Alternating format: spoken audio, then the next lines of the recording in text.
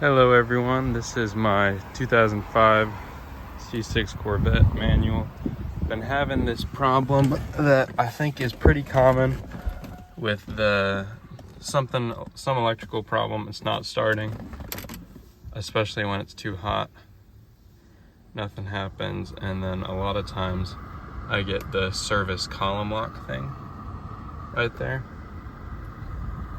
So just press it, nothing starts, have the key in the car and everything. So I did figure out what the problem was.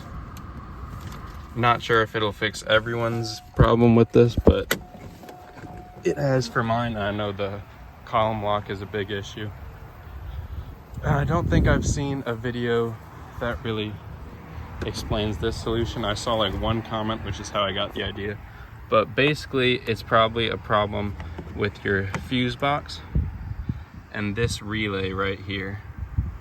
I noticed I took it apart, and every time I'd squeeze it together, that would make the engine turn over, and then if it was on, it would fire right up. So these things right here, squeeze them together.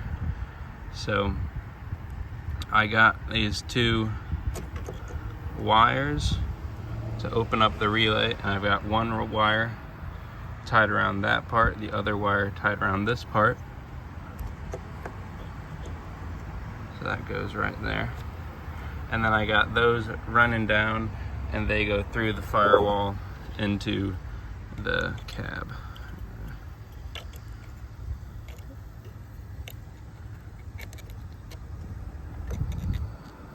This little makeshift cover, I just cut it up a bit so I can put it back on there. But so that goes down there, and you probably can't see, but I've got two little holes down there that bring it up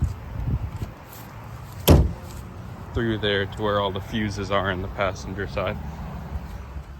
So then I've got that wire comes up from down there. You can see it right there. So that basically makes it so that relay will close even though the relay part isn't actually working. So I turn the car on, I have it hooked up to this little switch that completes the circuit, and it turns on.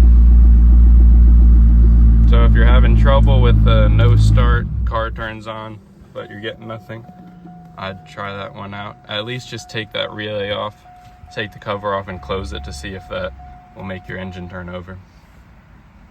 So just something to try out.